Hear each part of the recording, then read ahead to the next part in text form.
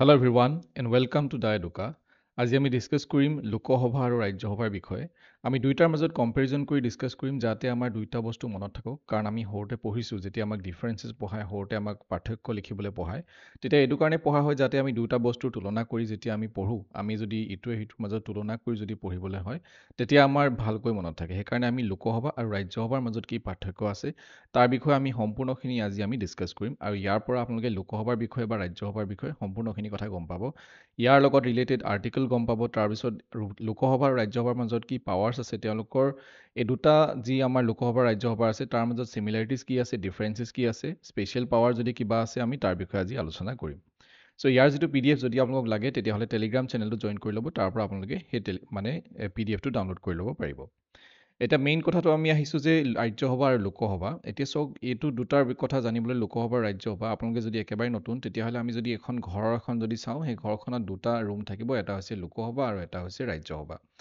আৰু তাৰ মাজতে আৰু এটা পাৰ্ট থাকে ঘৰৰ মুৰব্বীজন ছাপ'জ মুৰব্বী নহ'লেও এটা পাৰ্ট থাকে সেইটো হৈছে প্ৰেছিডেণ্ট হয়নে তাৰমানে আমি গম পালোঁ যদি এই ঘৰখনক যদি আমি পাৰ্লিয়ামেণ্ট বুলি আমি ধৰোঁ তেতিয়াহ'লে পাৰ্লিয়ামেণ্টৰ তিনিটা পাৰ্ট আছে এটা হৈছে লোকসভা ৰাজ্যসভা আৰু এটা হৈছে প্ৰেছিডেণ্ট যিটো আমি অসমীয়াত ৰাষ্ট্ৰপতি বুলি কওঁ এতিয়া ৰাজ্যসভাৰ যিটো উল্লেখ সংবিধানত আৰ্টিকল 80ত আছে আৰু লোকসভাৰ যিটো আৰ্টিকল সেইটো হৈছে 81 তো প্ৰথমতে ৰাজ্যসভা আহিব তাৰপিছত লোকসভা আহিব তাৰমানে 80ৰ পাছত 81 তো আমি এইটো এনেকৈ মনত ৰাখিব পাৰোঁ কাৰণ ৰাজ্যসভা অলপ উচ্চ খাপৰ বুলি আমি ধৰিব পাৰোঁ কিন্তু একচুৱেল কামবিলাক মেইন স্পেচিয়েল পাৱাৰটো লোকসভাৰ বেছি আছে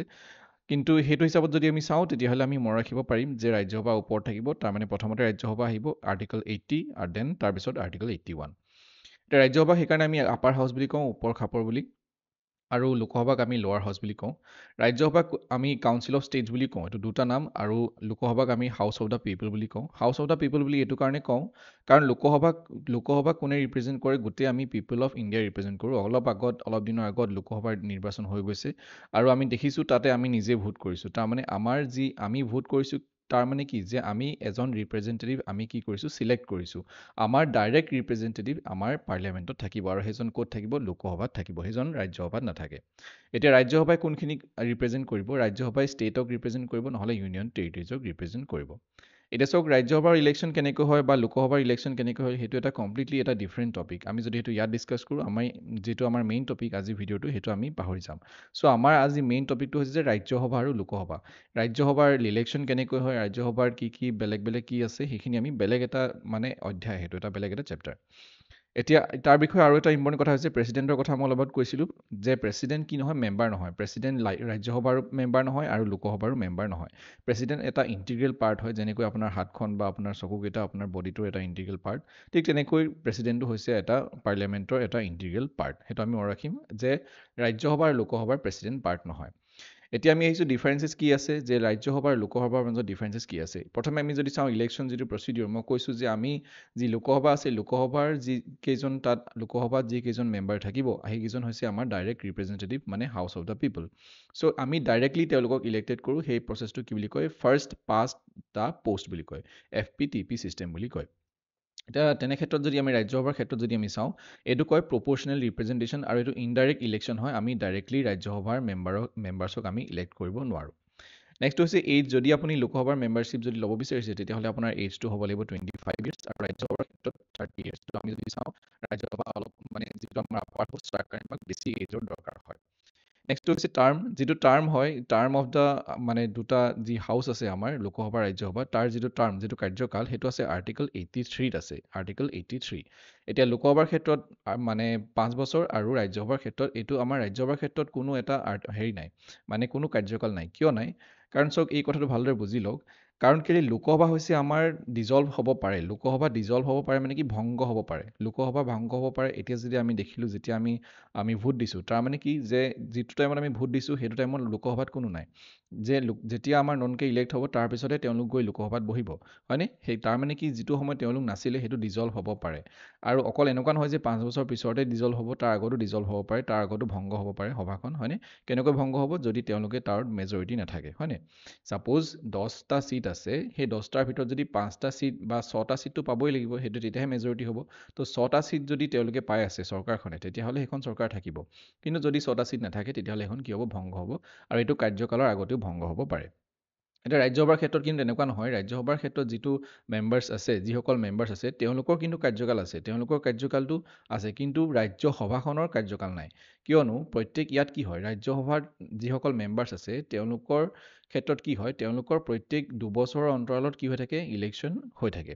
মানে ৰাজ্যসভাত যিসকল মেম্বাৰ্ছ আছে তেওঁলোকৰ ইলেকশ্যনটো একেবাৰতে নহয় যেনেকৈ লোকসভাৰ কি হৈছে ইলেকশ্যনটো একেবাৰতে হৈছে হয়নে আৰু একেবাৰতে যেতিয়া ইলেকশ্যনটো হৈছে গোটেই লোকসভাখন কি হৈছে খালী হৈ গৈছে কিন্তু আমি যদি ৰাজ্যসভালৈ যিকোনো সময়তে যাওঁ বছৰটো যিকোনো সময়তে আমি যদি ৰাজ্যসভালৈ যাওঁ তাত আমি চিটত কোনোবা নহয় কোনোবা বহি থকা আমি দেখিম কিয় তাত সেইটো হৈছে পাৰ্মানেণ্ট বডি সেইটো কেতিয়াও ডিজলভ নহয় তাত মানে তিনিটা ভাগ কৰি দিছে চ' এইটো ইলেকশ্যন এটা টাইমত হ'ব এইটো ইলেকশ্যন এটা টাইমত হ'ব এইটো ইলেকশ্যন এটা টাইমত হ'ব তো ইয়াৰ ইলেকশ্যন হৈ গ'ল তেওঁলোক আহি পেলাই বহিলে হয়নে তাৰপিছত নেক্সট এই পাৰ্টটো ইলেকশ্যন হ'ব নেক্সট আকৌ এই পাৰ্টটো ইলেকশ্যন হ'ব ছাপ'জ মই এটা এক্সাম্পল দিছোঁ যদি 12টা যদি চিট আছে তেতিয়াহ'লে 4টা চিটৰ প্ৰথমে ইলেকশ্যন হ'ল ছাপ'জ কোনোবা এটা মাহত নেক্সটটো আকৌ নেক্সট 4টাৰ হ'ল আকৌ নেক্সট আকৌ 4টাৰ হ'ল তো গোটেই বছৰটো এনেকৈ ভাগ কৰি থোৱা আছে চ' আমি এইটোৱে বুজি পালোঁ যে ৰাজ্যসভা কেতিয়াও ডিজলভ নহয় ৰাজ্যসভা কেতিয়াও ভংগ নহয় এইটো এটা পাৰ্মানেণ্ট বডি আৰু লোকসভা ভংগ হ'ব পাৰে এইটো পাৰ্মানেণ্ট বডি নহয় এইটো ডিজলভ হ'ব পাৰে ভংগ হ'ব পাৰে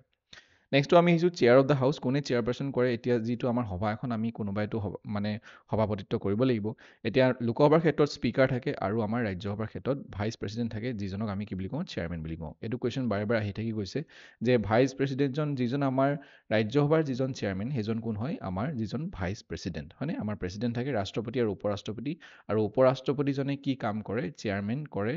মানে ৰাজ্যসভাৰ যিখন সভাখন কোনে চলাব উপৰাষ্ট্ৰপতি চলাব এতিয়া কম্পজিশ্যন তাত কিমান আমাৰ কম্পজিশ্যন মানে হৈছে যে তাত কেইটা চিট থাকিব বৰ্তমান কেইটা চিট আছে মেক্সিমাম যি চিট আছে 550টা মানে 550 চিট আছে আৰু তাৰ ভিতৰত 530টা ষ্টেটে ৰিপ্ৰেজেণ্ট কৰে আৰু 20টা মেম্বাৰ কোনে ৰিপ্ৰেজেণ্ট কৰিব ইউনিয়ন টেৰিটৰিছে হয়নে বৰ্তমান 543টা আছে ঠিক তেনেকৈ আমি যদি ইয়াত চাওঁ ৰাজ্যসভাত টোটেল 250টা চিট আছে আৰু 238টা মেম্বাৰ ষ্টেটৰ পৰা আহে আৰু 12টা মেম্বাৰ কি হয় নমিনেটেড হয় সেইটো আমি জানো তো নমিনেটেড মানে প্ৰেছিডেণ্টে নমিনেট কৰিব পাৰে চ' বিভিন্ন কালচাৰৰ পৰা আহিব পাৰে আৰ্টছৰ পৰা হ'ল বা ছায়েন্সৰ পৰা হৈ গ'ল কলা সাহিত্য এনেকুৱা কিছুমান ডাঙৰ ডাঙৰ মানুহক তাত কি কৰা হয় নমিনেট কৰা হয় তেনেকুৱা কোনো ইলেকশ্যন নহয় নমিনেশ্যন আৰু ইলেকশ্যন বেলেগ কথা নমিনেট কৰা মানে হৈছে যে তেখেতৰ নামটো নমিনেট কৰিছে আৰু আমি তেওঁক চিলেক্ট কৰিছোঁ ইলেকশ্যনটো হৈছে কোনোবাই ভোট দিব এতিয়া বৰ্তমান হৈছে ৰাজ্যসভাত চিট আছে 245টা চিট বৰ্তমান ফুলফিল হৈ আছে ইলেক্ট্ৰেল কলেজ মানে হৈছে যে আমাক যদি আমি লোকসভাৰ যদি আমি ভোট দিব বিচাৰোঁ তেতিয়াহ'লে আমাক কিমান এজ লাগিব 18 বছৰ আৰু তাৰ ওপৰত হ'ব লাগিব only members of the state legislative এতিয়াতো আমি ৰাজ্যসভাতো আমি ডাইৰেক্ট ভোট দিব নোৱাৰোঁ সেইকাৰণে যি আমাৰ ষ্টেট লেজিলেটিভ যি আছে বা আমাৰ ধৰি ল'লোঁ MLA হৈ গ'ল হয়নে মানে যি আমাৰ ছাপ'জ অসমৰ ক্ষেত্ৰতো আমাৰ মানে বিধান পৰিষদ নাই বিধানসভা আছে চ' বিধানসভাৰ যিসকল মেম্বাৰ্ছ আছে MLA যি আছে তেওঁলোকে ভোট দিব পাৰিব আমিতো ভোট দিব নোৱাৰোঁ ৰাজ্যসভাৰ ক্ষেত্ৰত চ' ইউনিয়ন টেৰিটৰিজৰ ক্ষেত্ৰতো ছেইম কথা হয়নে এতিয়া আমি নেক্সট আহিছোঁ পাৱাৰ্ছ কি পাৱাৰ্ছ আছে লোকসভা আৰু ৰাজ্যসভাৰ মাজত যিখিনি চিমিলাৰিটিজ একে যিখিনি পাৱাৰ আছে আমি সেইখিনি ইয়াত ডিছকাছ কৰিম এতিয়া আমি প্ৰথমটো হৈছে কি introduction and passage of ordinary bills যিমানখিনি অৰ্ডিনেৰী বিলছ আছে যিকোনো ধৰণৰ বিল আছে যিকোনো ধৰণৰ মানে কি আৰু অৰ্ডিনেৰী বিলছ অৰ্ডিনেৰী মিনছ কি বিল বেলেগ বেলেগ টাইপৰ থাকে ছাপ'জ মানি বিল সেইটো বেলেগ সেইটো আমি নেক্সটত ডিছকাছ কৰিম চ' অৰ্ডিনেৰী বিল যদি কিছুমান থাকে বা কিছুমান কনষ্টিটিউশ্যনেল এমেণ্ডমেণ্ট আছে বা কিছুমান ফাইনেন্সিয়েল বিল যদি কিছুমান আছে সেইখিনি কি হ'ব মানে expenditure from the consolidated fund of India যদি মানে ইয়াৰ লগত ৰিলেটেড যদি কিবা থাকে যেনেকৈ আমাৰ কিছুমান কনচলিডেটেড ফাণ্ড থাকে আমাৰ তাৰ যদি কিছুমান খৰচ পাতি যদি কৰিবলগীয়া হয় তাৰ পৰা যদি পইচা উলিয়াবলগীয়া হয় তো তেনে ক্ষেত্ৰত মানে কি হয় তেতিয়া যদি কিবা বিল থাকে তেতিয়াহ'লে দুইটা মানে লোকসভা আৰু ৰাজ্যসভাৰ ক্ষেত্ৰত দুইটাতে ইণ্ট্ৰডিউচ কৰিব পাৰে মানে তাতে আনিব পাৰে আৰু ইলেকশ্যন আৰু ইম্পিচমেণ্ট অফ দ্য প্ৰেছিডেণ্টৰ ইলেকশ্যন আৰু ইম্পিচমেণ্টৰ কথা আমি বেলেগত ডিছকাছ কৰিম চ' প্ৰেছিডেণ্টৰ যি ইলেকশ্যন হ'ব বা তেখেতক ইম্পিচমেণ্ট মানে হৈছে মহাভিয়োগ তাৰমানে তেখেতক কেনেকৈ আঁতৰাব সেই প্ৰচেছটো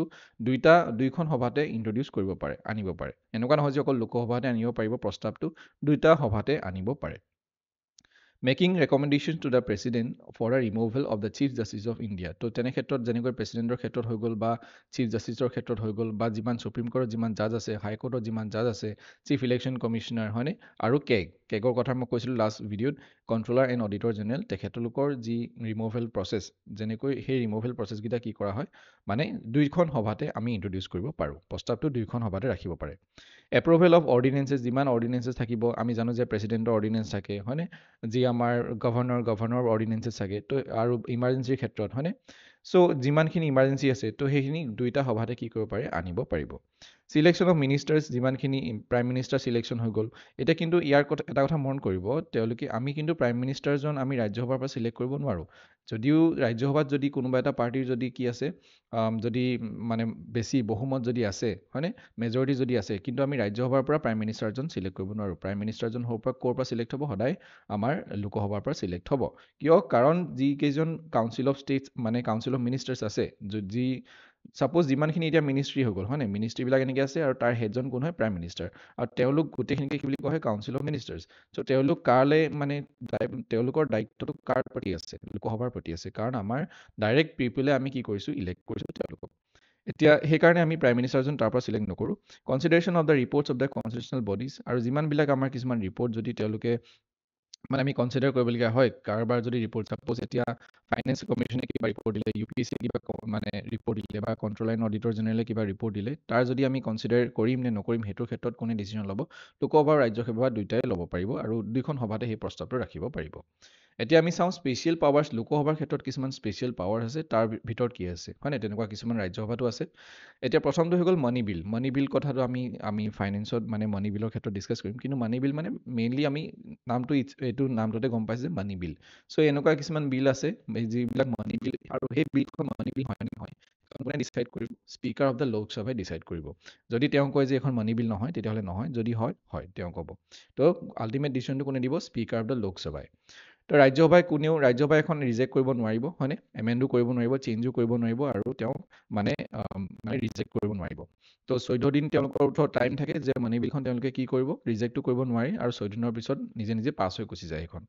লোকসভা কেন আইদাৰ একচেপ্ট অৰ ৰিজেক্ট লোকসভাই কি কৰিব পাৰিব এতিয়া ছাপ'জ ৰাজ্যসভাই মানি বিলৰ ক্ষেত্ৰত কিছুমান মানে কি দিলে ছাজেশ্যন দিলে যে আপোনালোকে এনেকৈ কৰক কিছুমান এমেণ্ডমেণ্ট দিলে এনেকৈ কৰক হয়নে তো সেনে ক্ষেত্ৰত লোকসভাই যে ৰাজ্যসভাৰ কথা সেইটো মানিবই লাগিব বুলি তেনেকুৱা কোনো কথা নাই তেওঁলোকে ইচ্ছা কৰিলে নামানিবও পাৰে in both cases money bill is ডিম to have been pass by 2 houses সেইটোৱে যে ৰাজ্যসভাৰ ক্ষেত্ৰত কোনো কথা নাই ৰাজ্যসভাই চালে যদি মানি বিলখন চায়ো নেচায়ো কোনো কথা নাই 14 দিনৰ পাছত এখন নিজে পাছ হৈ গুচি যাব নেক্সটটো হ'ল আমাৰ প্ৰথমতে ছাপ'জ এতিয়া মই আকৌ এবাৰ কৈ দিছোঁ লোকসভাত আমাৰ ইণ্ট্ৰডিউচ কৰিলে মানি বিলখন প্ৰথমতে লোকসভাতে কৰিব লাগিব তাৰপিছত ৰাজ্যসভাক 14 দিন দিলে আৰু 14 দিনৰ পিছত এখন পাছ হৈ যাব অট'মেটিকেলি যদি তেওঁলোকে ৰিজেক্টটো কৰে বা এমেণ্ড কৰিবতো নোৱাৰিবই ৰিজেক্ট কৰিব নোৱাৰে হয়নে তো অট'মেটিকেলি পাছ হৈ গুচি যাব স্পীকাৰ অফ দ্য লোকসভা প্ৰিচাইডছ এতিয়া যদি জইণ্ট চিটিং হয় ছাপ'জ ৰাজ্যসভা আৰু লোকসভাৰ মাজত এখন আমি দুইখিনিকে একেলগে মাতিলোঁ আৰু আমি কি কৰিলোঁ তেওঁলোকৰ মাজত এখন আমি সভা পাতিলোঁ তেতিয়াহ'লে তাৰ সভাপতিত্ব কোনে কৰিব যি আমাৰ লোকসভাৰ যি স্পীকাৰ আছে তেওঁ কৰিব ৰাজ্যসভা কেন অনলি ডিছকাছ বাজেট তেওঁলোকে অকল বাজেট যি আছে আমাৰ ৰাজ্যসভাই ডিছকাছ কৰিব পাৰিব তেওঁলোকে একো মানে ডিমাণ্ড ৰাখিব নোৱাৰে তাত a resolution for discontinuing the national emergency can be passed only by the Lok Sabha তেতিয়াহ'লে যদি আমাৰ ৰাজ্যত যদি নেশ্যনেল ইমাৰ্জেঞ্চি লাগি আছে তেতিয়াহ'লে এইটো ডিছকণ্টিনিউ কোনে কৰিব পাৰিব অনলি এণ্ড অনলি লোকসভাই কৰিব পাৰিব the Rajya Sabha cannot remove the council of ministers obviously যে যদি আমি কাউন্সিল অফ মিনিষ্টাৰ্ছ আমি ক'ৰ পৰা চিলেক্ট কৰিলোঁ আমি লোকসভাৰ পৰা তেতিয়াহ'লে ৰাজ্যসভাই কেনেকৈ ৰিমুভ কৰিব পাৰিব নোৱাৰিব বিকজ সেইটোৱে কৈছে is collectively responsible only to the Lok Sabha তে ৰাজ্যসভাৰ লগত কোনো কথা নাই এতিয়া আমি চাওঁ যে স্পেচিয়েল পাৱাৰ্ছ অফ ৰাজ্যসভা কি আছে তো Rajya Sabha has been given some special powers ইয়াতো কিছুমান স্পেচিয়েল পাৱাৰ্ছ আছে আৰ্টিকল 249ত কি কোৱা হৈছে যে parliament to make law on subject enumerated in state list এতিয়া আমি জানো যে মই লাষ্ট ক্লাছত কৈছিলোঁ লাষ্ট ভিডিঅ'টোত মই কৈছিলোঁ যে আমাৰ তিনিটা টাইপৰ আমি শ্বিডিউল যেতিয়া পঢ়িছিলোঁ তাত আপোনালোকে কমেণ্ট কৰি ক'ব যে এইটো কোনটো শ্বিডিউলত আছে আমাৰ যিখিনি লিষ্ট আছে চ' আমাৰ তিনিটা টাইপৰ লিষ্ট আছে ষ্টেট লিষ্ট ইউনিয়ন লিষ্ট আৰু কনকাৰেণ্ট লিষ্ট ইউনিয়ন লিষ্টত আমাৰ চেণ্ট্ৰেল গভৰ্ণমেণ্টে মানে ল বনাব ষ্টেট লিষ্টত আমাৰ কোনে বনাব আমাৰ ষ্টেট গভৰ্ণমেণ্টে আৰু কনকাৰেণ্ট লিষ্টত কোনে বনাব দুইটা ষ্টেট আৰু মানে চেণ্ট্ৰেল দুইটা গভৰ্ণমেণ্টে বনাব এতিয়া আমি এনেকুৱা কিছুমান নিয়ম আছে য'ত নেকি ষ্টেট লিষ্টত যিমানখিনি টপিক আছে সেইখিনিৰ ওপৰত আমাৰ চেণ্ট্ৰেল গভৰ্ণমেণ্টেও কি বনাব পাৰে ল বনাব পাৰে চ' সেইটো যেতিয়া বনাব সেইটো কোনে বনাব সেইটো বনাব ৰাজ্যসভাই বনাব সেইটো ইয়াত কোৱা হৈছে তেওঁলোকৰ অথৰিটি আছে আৰ্টিকল 312ত কোৱা হৈছে যে parliament two create new all India services যদি তেওঁলোকে অল ইণ্ডিয়া ছাৰ্ভিচেছ কিবা যদি ক্ৰিয়েট কৰিব বিচাৰে তেতিয়াহ'লে তেওঁলোকে ক্ৰিয়েট কৰিব পাৰে article 67 the resolution for removal of the vice president এতিয়া ভাইচ প্ৰেচিডেণ্টক যদি আমি ৰিমুভ কৰিবলগীয়া হয় তেতিয়াহ'লে আমি ক'ৰ পৰা কৰিম আমি ক'ত প্ৰস্তাৱটো ৰাখিম ৰাজ্যসভাত কাৰণ আমি জানো যে ৰাজ্যসভাৰ চেয়াৰমেনজন হৈছে ভাইচ প্ৰেচিডেণ্ট তেওঁ লোকসভাৰ লগত কোনো কানেকশ্যন নাই আৰু সেইকাৰণে আমি কি কৰিম ভাইচ প্ৰেচিডেণ্টজনৰ যদি ৰিমুভ কৰিবলগীয়া হয় আমি প্ৰস্তাৱটো ক'ত ৰাখিম সদায় ৰাজ্যসভাত ৰাখিম ইমাৰ্জেঞ্চিৰ ক্ষেত্ৰত আমি যদি কিছুমান চাওঁ যে যদি আমাৰ লোকসভা যদি এবচেণ্ট থাকে, যদি লোকসভা সেই সময়ত যদি ভংগ হৈ আছে, ডিজলভ যদি হৈ আছে, তেতিয়া তেনে ক্ষেত্ৰত যদি আমি কি কৰিব লগা হয়, যিটো আমাৰ যদি ইমাৰ্জেঞ্চি যিবিলাক আছে, নেশ্যনেল হৈ গ'ল, ষ্টেট হৈ গ'ল আৰু ফাইনেন্সিয়েল, সেইবিলাক যদি আমি আৰু যদি মানে বঢ়াবলগীয়া হয়, তাৰ ডিউৰেশ্যন যদি আৰু বঢ়াবলগীয়া হয়, তেনে ক্ষেত্ৰত আমি সেই প্ৰস্তাৱটো আমি ক'ত ৰাখিব পাৰিম, ৰাজ্যসভাত ৰাখিব পাৰিম, আৰু ৰাজ্যসভাই যেতিয়া সেইটো অ'কে বুলি ক'ব, পাছ কৰি যেতিয়া দিব, তেতিয়া সেইটো আকৌ এপ্ৰুভ হৈ যাব, হয়নে? এইটো আৰু কথাটো হ'ল যে এই পাৱাৰ্ছটো এনেকুৱা যে যদি আপুনি ইজন যদি অনুপস্থিত আছে, তেতিয়াহ'লে আপোনাৰ ওচৰত পাৱাৰটো আছে, হয়নে? যদি লোকসভা অনুপস্থিত থাকে, তেতিয়াহ'লে ৰাজ্যসভাই এই কামটো কৰিব পাৰিব। এতিয়া ইমানখিনি আছিলে আমাৰ আজিৰ যিটো ভিডিঅ'ত আমাৰ লোকসভা ৰাজ্যসভাৰ ক্ষেত্ৰত, যেতিয়া আমি ডিফাৰেঞ্চেছ হিচাপে আমি যদি চাওঁ, এইখিনি আছে আৰু আমাৰ চিমিলাৰিটিজ এইখিনি আছে। চ' আই হোপ আমি আজি যি ডিছকাছ কৰিলোঁ আপোনালোকে ভালদৰে বুজি পাইছে। Thank you everyone, thank you for ৱাচিং this video' and good night, take care.